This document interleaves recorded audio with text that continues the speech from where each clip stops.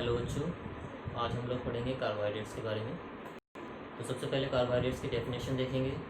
Definition के बाद में इसका छोटा सा क्लासिफिकेशन देखेंगे हम और छोटी सी ट्रिक्स देखेंगे। तो उसके द्वारा आप 10 मिनट्स में इसके सारे एग्जांपल्स याद कर सकते हैं। तो सबसे पहले इसकी वो देखते हैं डेफिनेशन। बायोलॉजी हो या फिर केमिस्ट्री हो, अगर आपको डेफिनेशन का पता लगाना है तो नाम पे ध्यान दीजिए। नाम क्या है?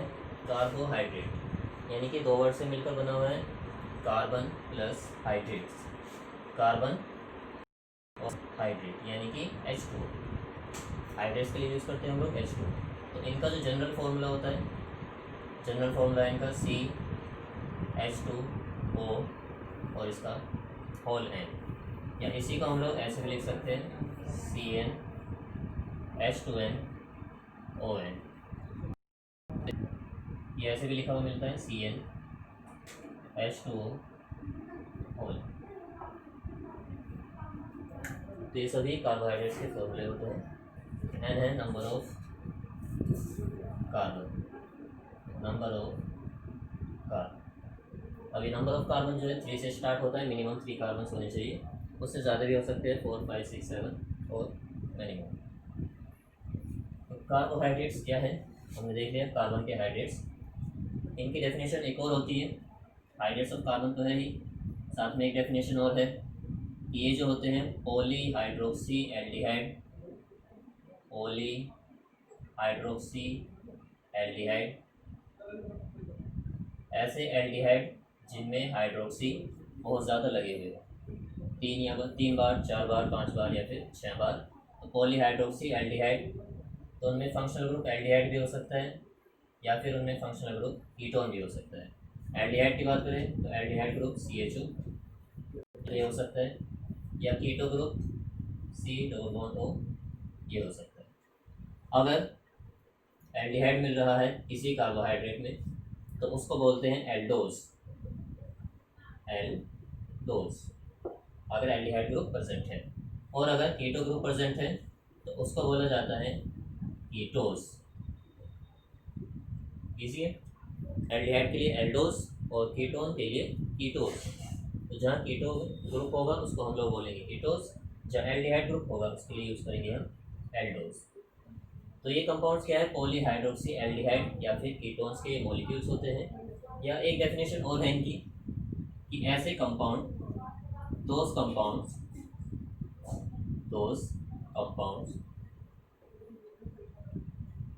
विच ऑन हाइड्रोलिसिस, यानी कि ऐसे कंपाउंड जिनका जल अपघटन कराने पर हाइड्रोलिसिस प्रोड्यूसेस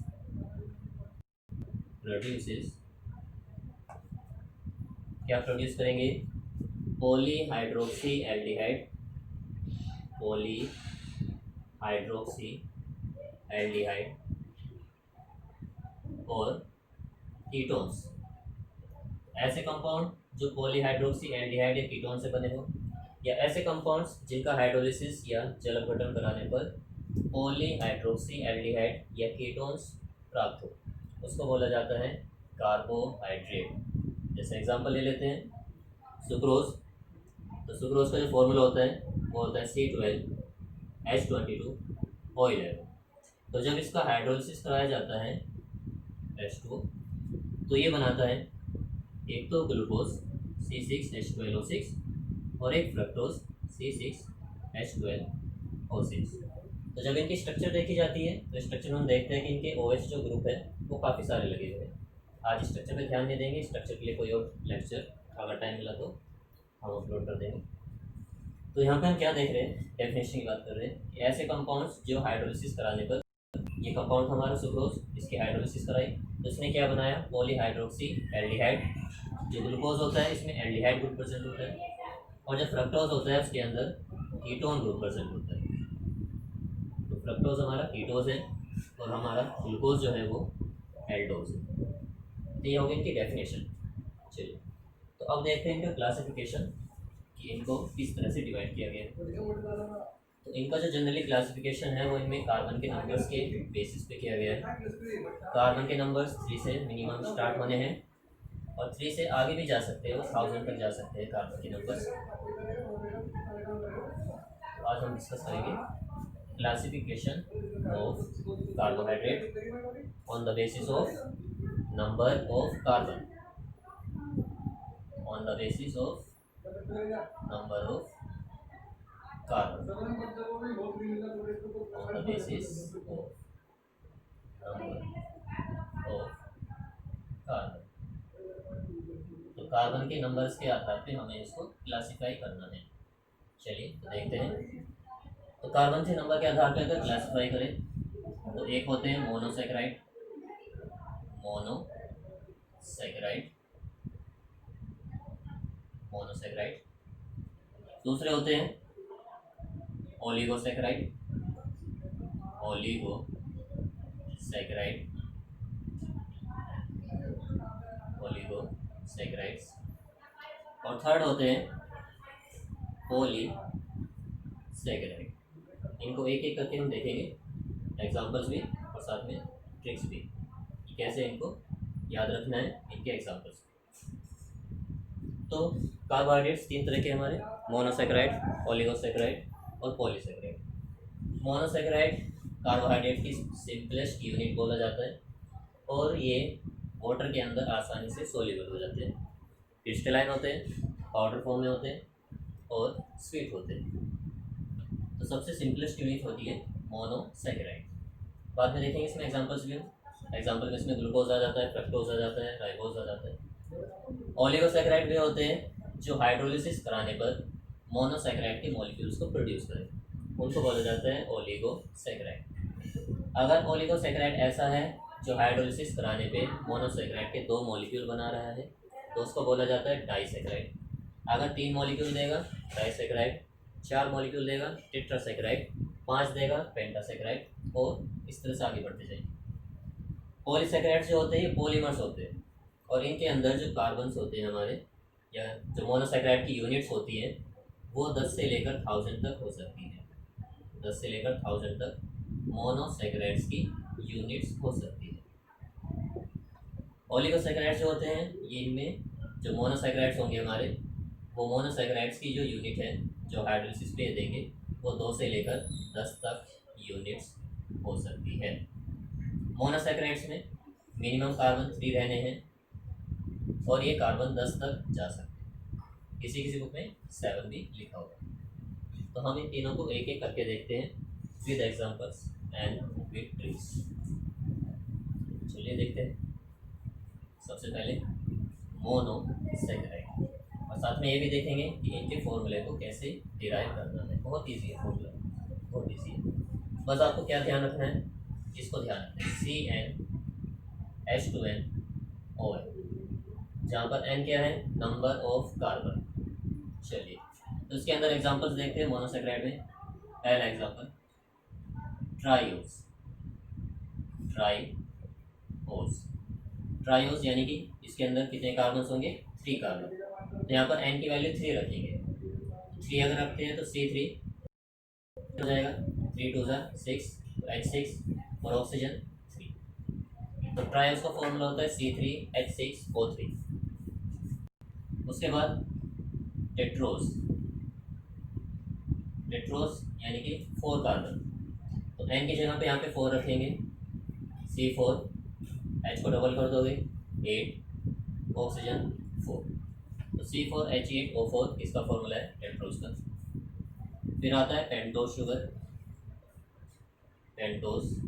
तो पेंट यूज़ करते हैं हम लोग 5 कार्बन के लिए। तो यहाँ पे n की वैल्यू रखेंगे 5, तो C5H10O5। नेक्स्ट है एक्सोस, ऐसी शुगर जिसके अंदर 6 कार्बन हो। तो यहाँ पे n की वैल्यू 6 रखेंगे, C6H12O6, है ना। ग्लूकोज का ये फॉर्मूला होता है, इसी के अंदर ग्लूकोज आता है। फिर उसके बाद 7 कार्बन के लिए हेप्टोस। तो हेप्टोस का फॉर्मूला क्या होगा, कितने यहाँ पे नंबर, n=7, तो C7H14 और ऑक्सीजन के नंबर जितने कार्बन के नंबर है। तो ये है इनके फॉर्मूले, ट्रायोस, टेट्रोस, पेंटोस, हेक्सोस और हेप्टोस। इससे आगे भी होते हैं लेकिन हमारे जो सिलेबस में हमको क्लास देने पर ध्यान देना है।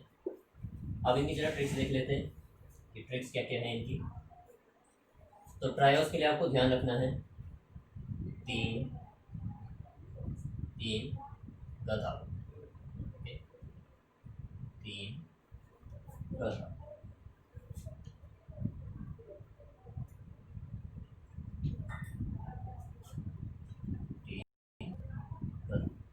ओके, ऐसे यहाँ पे 3 गधा, 3 का मतलब है जहाँ पे 3 कार्बन हो गए।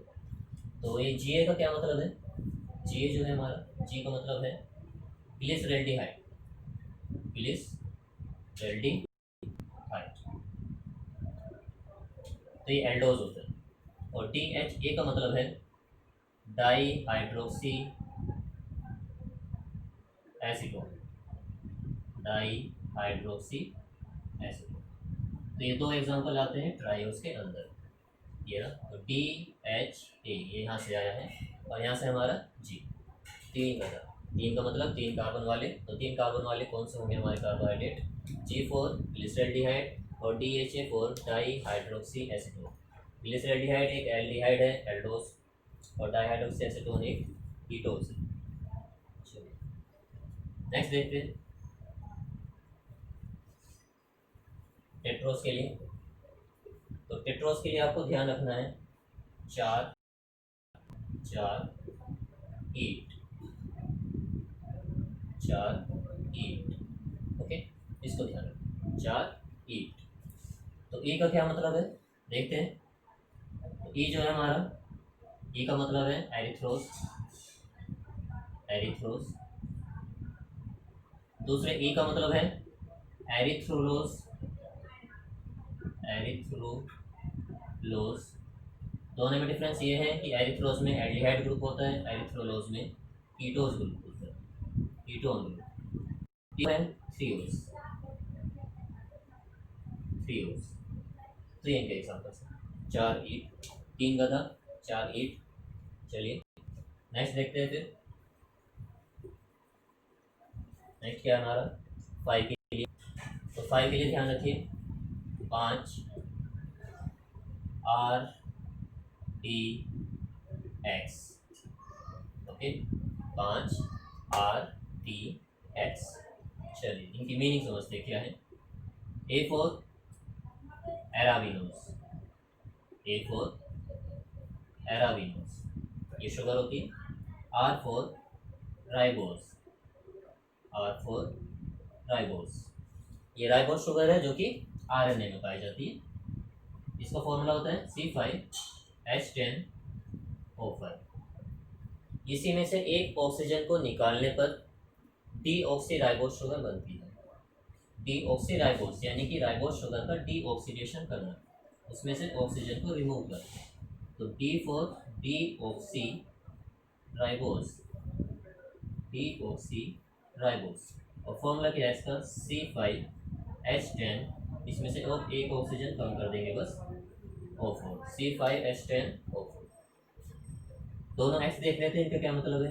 एक्स फॉर जाइलोस, जाइलोस, और दूसरा एक्स है जाइलुलोज, जाइलुलोज। फिर से वही कि जहाँ पर ओलोज वर्ड आ रहा है वहाँ पर उसका मतलब है कि उसमें कीटो ग्रुप लगा हुआ है, और जहाँ पे जाइलोज आ रहा है वहाँ पे एल्डिहाइड ग्रुप लगा हुआ है। ये डिफरेंस हो गए 5 RDX। चलिए फिर छठे की बात करते हैं कि 6 कार्बन के लिए हमारे लिए क्या ट्रिक है। तो 6 के लिए हमको यूज़ करना है 6 mango fruit, 6 mango, mango fruit, FRUIT। तो जी जो है इसको थोड़ा बड़ा बना लेते हैं ऐसे करके, MGOF, इसको ध्यान रखना MGOF। तो M क्या है? M for mannose sugar, mannose sugar. उसके बाद G फॉर ग्लूकोज शुगर। उसके बाद F फॉर फ्रक्टोज शुगर। ये तीनों होते हैं हमारे हेक्सोस शुगर। तीनों फॉर्मूले हैं C6H12O6। तो बस डिफरेंस इनमें पाया जाता है OH के रोटेशन में और एल्डिहाइड और कीटोन को। चलिए, 6 मैंगो फ्रूट। फिर सातवां है हमारा 7 देखते हैं। 7 पे हमारा एक ही है 7 कार्बन वाला, तो इसको आपको याद रखना है सीडो हेक्टोलूस। सीडो हेक्टोलूस। ओके, चलो तो फटाफट एक बार और रिवाइज करते हैं क्या क्या ट्रिक्स है। 3 गधा का मतलब क्या है कि 3 कार्बन वाले जो हमारे कार्बोहाइड्रेट्स होंगे, उसमें एक एग्जांपल है ग्लिसरॉल्डिहाइड जो कि एक एल्डोज है, और दूसरा है di hydroxy acetone. 4 eight 4 carbon वाले के लिए erythrose, erythrulose, threose. 5 RDX A4 arabinose, ribose, deoxyribose, xylulose, xylose. 6 mango fruit M4 mannose, G4 glucose और F4 फ्रूट शुगर या फ्रक्टोज। और ग्लूकोज को बोलते हैं हम लोग ब्लड शुगर या ग्रेप शुगर। उसके बाद 7 वाला सीडो हेक्टोज। ठीक, तो ये थे हमारे मोनोसेक्राइड। अब बात करते हैं जरा ओलिगोसेक्राइड्स। ओलिगोसेक्राइड्स वे होंगे जिनका हाइड्रोलिसिस कराने पर मोनोसेक्राइड्स के मॉलिक्यूल्स मिलेंगे। अब मोनोसेक्राइड के मॉलिक्यूल कितने मिल रहे हैं, उसी के आधार पे उसको हम लोग नाम देते हैं। तो सेकंड क्या है हमारा ओलिगोसेक्राइड। ये क्या करेंगे, हाइड्रोलिसिस कराने पे मोनोसेक्राइड्स की यूनिट बनाएंगे 2 से लेकर 10 तक यूनिट्स इसकी मोनोसेक्राइड्स। चलिए, तो इसके अंदर पहला हम देखेंगे, फर्स्ट है हमारा डाई सेक्राइड, यानी कि ऐसे ओलिगोसेक्राइड जिनका हाइड्रोलिसिस कराने पर मोनोसेक्राइड के 2 मॉलिक्यूल मिलेंगे, उनको बोला जाता है डाई सेक्राइड। Die means 2। इसके अंदर एग्जांपल्स काफ़ी ज़्यादा इंपॉर्टेंट है। फर्स्ट एग्जांपल है हमारा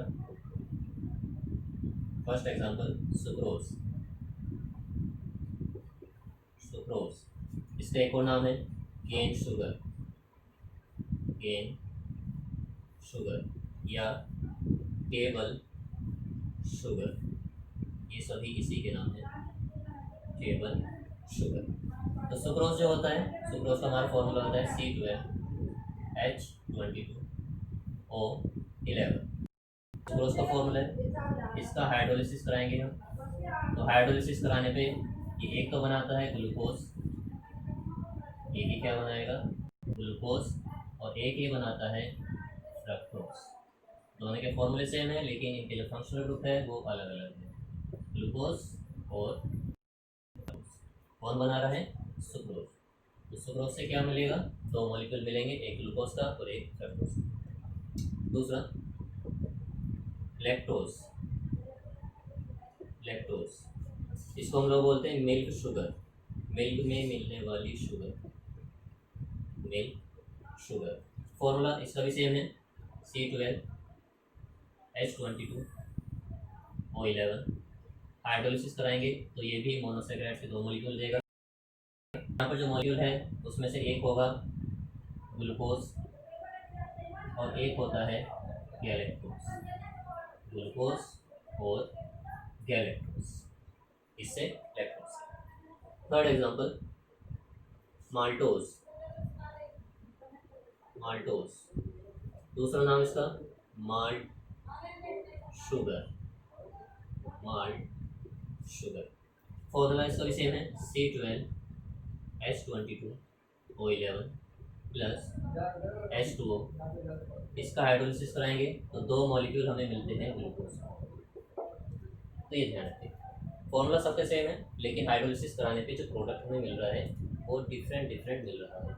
सुक्रोज के हाइड्रोलिसिस से ग्लूकोज और फ्रक्टोज, लैक्टोज के हाइड्रोलिसिस से ग्लूकोज और गैलेक्टोज, माल्टोज के हाइड्रोलिसिस से 2 मॉलिक्यूल्स ऑफ ग्लूकोज।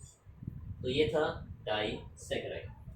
तो डाइसेक्राइड का हमारा फॉर्मूला क्या है C12H22O11। इसको नोट करना चाहते तो कर सकते हैं। चलिए मैं रफ करता हूँ। उसके बाद में देखते हैं फिर कि ट्राईसैकेराइड्स क्या होंगे। हमने फॉर्मूला देख लिया इसका, C12H22O11। उसी की हेल्प से हम डिराइव करेंगे सारे फॉर्मूलेस को ट्रिक के साथ में। तो देखते हुए चलना इसको। चलिए, क्या था इसका फॉर्मूला, C12H22O11, ये फॉर्मूला है। सेकेंड, ट्राईसैकेराइड ऐसे कार्बोहाइड्रेट या ऐसे ओलिगोसैकेराइड जो हाइड्रोलिसिस कराने पर 3 मॉलिक्यूल्स किसके दे, मोनोसैकेराइड के, तो उसको बोला जाता है ट्राईसैकेराइड। आपको क्या करना है, अगर अगला मॉलिक्यूल आपको बनाना है तो क्या करना है, जो कार्बन है, कार्बन में आपको प्लस करना है 6 प्लस करना है, हाइड्रोजन के नंबर को प्लस करना है 10, हाइड्रोजन को 10 प्लस करना है, और ऑक्सीजन को 5 प्लस करना है। सभी के अंदर ऐसे ही करते हुए चलो। 6 कार्बन बढ़ाने, 10 हाइड्रोजन बढ़ाने और 5 ऑक्सीजन बढ़ाने। तो फॉर्मूला देखो क्या बनेगा, C12 है, इसमें 6 और ऐड करेंगे तो C18, हाइड्रोजन 22 है, 10 और ऐड करेंगे तो 32, ऑक्सीजन 11 है, 5 और ऐड करेंगे 16। ये फॉर्मूला होता है ट्राईसैकेराइड। इसका हाइड्रोलिसिस कराओगे तो वहाँ पर हमने 1 मॉलिक्यूल ऑफ वाटर यूज़ किया था, इसमें आप यूज़ करोगे 2 molecule of water.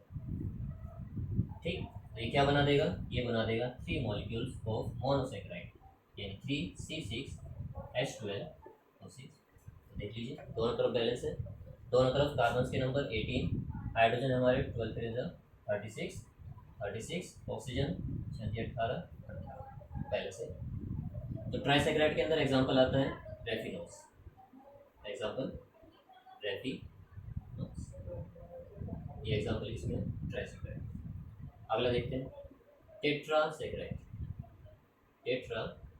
Tetra means 4 ऐसे ओलिगोसैकेराइड जिनका हाइड्रोलिसिस कराने पर मोनोसैकेराइड के 4 मॉलिक्यूल्स मिले, उसको बोला जाता है टेट्रासैकेराइड। तो बताइए क्या होगा, फॉर्मूला क्या बनेगा, कार्बन में कितने प्लस करना है हमको 6, तो 18 और प्लस 6 24, हाइड्रोजन कितने प्लस करेंगे 10, तो 32 और 10 42, ऑक्सीजन में 5 प्लस करेंगे 21, हाइड्रोजन H2O के मॉलिक्यूल एक और बढ़ा देंगे 3H2। तो कितने मोनोसैकेराइड देगा 4, यहाँ पे कर देना है 4C6 ये रहा। इसके अंदर एग्जांपल्स आता है स्टेकायोस शुगर। चलिए और देखते हैं पेंटासैकेराइड। इसका फॉर्मूला देखते हैं क्या बनेगा फॉर्मूला। तो फॉर्मूला क्या है आपको पता चलेगा होगा, क्या करना है, कार्बन में कितने प्लस करेंगे 6, तो 24 और 6 30, हाइड्रोजन कितने प्लस करना है 10, तो 42 और 10 52, ऑक्सीजन 5 प्लस करेंगे तो 21 और 5 26, और H2O कितने, यहाँ पे 1 था 2 3 और फिर 4। पेंटासैकेराइड ले रहे हैं तो यानी कि ये 5 मॉलिक्यूल बनाएगा किसके, मोनोसैकेराइड के, C6H12O6।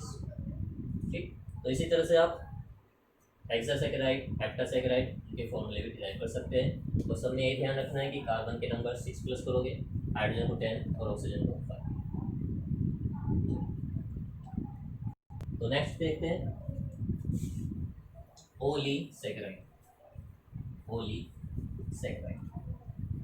पॉलीसैकेराइड जो है वे पॉलीमर्स होते हैं, यानी बड़े बड़े मॉलिक्यूल्स होते हैं, वाटर में डिसॉल्व नहीं होते और जनरली टेस्टलेस होते हैं। उनमें भी हमारी 2 पार्ट्स हैं, उनको एक एक करके डिस्कस करेंगे और उनकी छोटी छोटी ट्रिक्स देखेंगे कि कैसे उनको रिमेंबर रखना है, याद रखना है। तो हम तीसरी बात करते हैं, तीसरा हमारा है पॉलीसैकेराइड।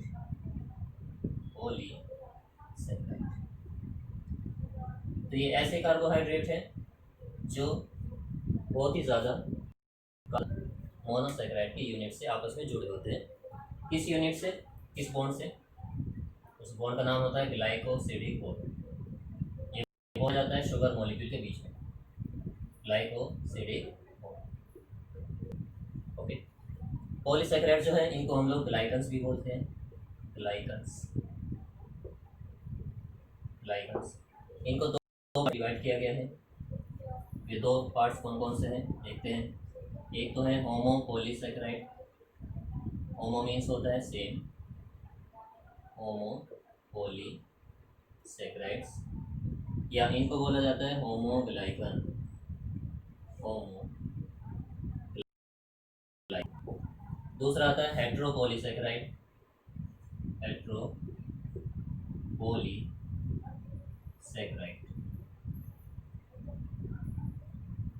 इसको बोला जाता है हेट्रोग्लाइकन। हेट्रोग्लाइकन ठीक। तो इनको नाम कैसे दिए गए। होमोग्लाइकन्स वे होते हैं जो सेम यूनिट के आपस में बार बार जुड़ने से बनते हैं। होमो मीन्स सेम, तो यहाँ पर जो यूनिट होगी वो सेम होगी, या तो ग्लूकोज ग्लूकोज आपस में जुड़ेंगे या फ्रक्टोज फ्रक्टोज आपस में जुड़ेंगे। यहाँ पर क्या होगा, डिफरेंट डिफरेंट यूनिट आपस में जुड़ेगी और पॉलीमर का फॉर्मेशन करेगी। तो डिफरेंट यूनिट अगर जुड़ी हुई है हेट्रोपॉलीसेकेराइड, सेम जुड़ रही है तो होमोपॉलीसेकेराइड। चलिए इनके एग्जांपल्स देखते हैं। तो एग्जांपल्स के लिए मैं इसका कुछ कोड बता देता हूँ जो आपको याद रखना है। कोड बहुत ईजी है। स्टार ग्लाइची, स्टार ग्लाइची, स्टार ग्लाइची इज बिजी। स्टार ग्लाइची जो है वो बिजी है, is busy in cell phone. Star ग्लाइची is busy in cell. Okay चलिए इसको देखते हैं। इज बिजी, स्टार ग्लाइची is busy in call on cell phone. Is busy in call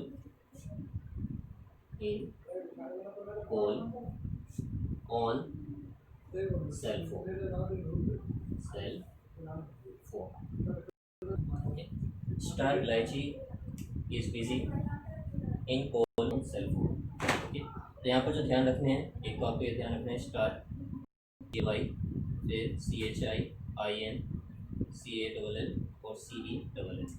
इनके एग्जांपल्स देखते हैं। एग्जांपल्स क्या क्या है। स्टार यानी कि स्टार्च। स्टार्च ये प्लांट के अंदर स्टोर्ड फूड मटेरियल है। दो पार्ट्स होते हैं इसके, एक होता है एमाइलोज जो कि लीनियर होता है, एक होता है एमाइलोपेक्टिन जो कि ब्रांच्ड होता है। एमाइलोपेक्टिन ये क्या है, स्टार्च। स्टार्च है प्लांट के अंदर स्टोर्ड फूड मटेरियल। GLY का मतलब है ग्लाइकोजन, और इसको बोलते हैं एनिमल स्टार्च। कि हमारे अंदर जो एक्स्ट्रा ग्लूकोज होता है वो ग्लाइकोजन की फॉर्म में लीवर में जाके स्टोर हो जाता है, इसको बोला जाता है एनिमल स्टार्च। CHY का मतलब है काइटिन। तो काइटिन जो होता है ये आर्थ्रोपोड्स में एक्सोस्केलेटन बनाता है। जैसे कॉकरोच हुआ तो उसके ऊपर जो कवच होता है वो काइटिन का बना हुआ है। साथ में जो फंजाई होते हैं कवक, उनकी सेल वॉल भी काइटिन की बनी हुई है। आयन का मतलब है इनोलिन। और ये पाया जाता है डहेलिया के फ्लावर की रूट में। CLL का मतलब है कैलोज। तो ये मिलता है प्लांट की सेल वॉल में थोड़ी सी मात्रा में। इसके अलावा जो माइक्रोस्पोर्स होते हैं जो पोलन ग्रेन बनने से पहले बनते हैं, वे आपस में इसी के द्वारा चिपके रहते हैं और बाद में अलग हो जाते हैं। CLL का मतलब है सेलुलोज। और सेलुलोज अर्थ पर सबसे ज़्यादा मात्रा में मिलने वाला ऑर्गेनिक मटेरियल है। ये कहाँ पाया जाता है, प्लांट की सेल वॉल में। सबसे ज़्यादा मात्रा में सेलुलोज होता है, थोड़ी सी मात्रा में हेमिसेलुलोज होता है और कैलोज भी होता है। तो ये सब एग्जांपल्स थे होमोपॉलीसेकेराइड। अब हम देखते हैं हेट्रोपॉलीसेकेराइड। तो इसका ये कोड के लिए कुछ जगह बना देते हैं। तो इसका कोड क्या रहना है, कोड है इसका हैप्पी प्लीज कम हियर। इनको ध्यान रखें। हे हैप्पी प्लीज कम हियर। तो यहाँ पर आपका एच वाई का मतलब क्या है? Hyaluronic acid, hyaluronic acid. ये एक लुब्रिकेंट की तरह काम करता है, हमारी आंखों में पाया जाता है और हमारे जो जॉइंट्स होते हैं बोन्स के बीच में, वहाँ पर का काम करता है, तो फ्रिक्शन को कम करता है। तो इसकी अगर कमी हो जाती है, आपकी हड्डियों के बीच के जो जॉइंट्स है, अगर इसकी कमी हो जाती है तो आर्थराइटिस हो जाता है। चलिए अगला देखते हैं, हैप्पी। H4 हिपेरिक। हिपेरिक एक एंटीकोगुलेंट होता है। ऐसे सब्सटेंस जो की क्लॉटिंग ना होने दे उनको बोलते हैं एंटीकोगुलेंट। तो हमारी जो ब्लड वेसल्स हैं, आर्टरीज या वेन्स, उनकी एंडोथेलियल सेल से लगातार हिपेरिन सीक्रेट होता रहता है। इसकी सिंथेसिस लिवर करता है, तो ये नसों के अंदर ब्लड को जमने नहीं देता या उनका कोगुलेशन नहीं होने देता। फिर आता है पी। P4 होता है हमारा पेप्टाइडोग्लाइकन, पेप्टाइडोग्लाइकन, या इसका दूसरा नाम है म्यूरिन, और ये बैक्टीरिया की सेल वॉल में पाया जाता है। दो चीज़ों से मिलकर बना होता है, एक होता है नाग NAG, एक होता है नाग NaN। फुल फॉर्म क्या है? N acetyl glucosamine, N acetyl muramic acid, N acetyl glucosamine, N acetyl muramic acid. C है, सी का मतलब होता है कॉन्ड्रोइटिन सल्फेट,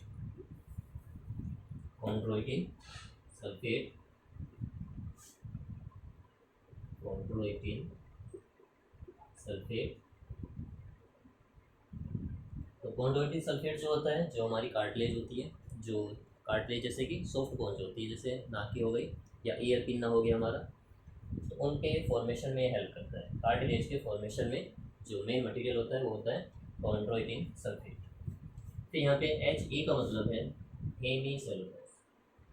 तो प्लांट की सेल वॉल में थोड़ी सी मात्रा में हेमीसेलुलोज भी होता है, ज़्यादा मात्रा में सेलुलोज होता है और कम मात्रा में हेमीसेलुलोज, थोड़ा सा केलोज। तो ये थे इनके कुछ कोड्स होमोपॉलीसेकेराइड में। Star glycine is busy in call on cell phone. Starch means starch, GLY glycogen, chitin inulin, callose और सेलुलोज। हाइड्रोपॉलीसेकेराइड का दूसरा नाम है हेट्रोग्लाइकन। डिफरेंट यूनिट से भी जुड़े होंगे आपस में, ग्लूकोज और फ्रक्टोज आपस में जुड़ सकते हैं, या जैसे यहाँ पे मैंने बताया था एन-एसिटाइल ग्लूकोसामीन और एन-एसिटाइल म्यूरामिक एसिड आपस में जुड़े होंगे। HY का मतलब है हाई ल्यूरोनिक एसिड, ये लुब्रिकेंट का काम करता है। हिपेरिन एंटीकोगुलेंट है। P4 पेप्टाइडोग्लाइकन बैक्टीरिया की सेल वॉल में।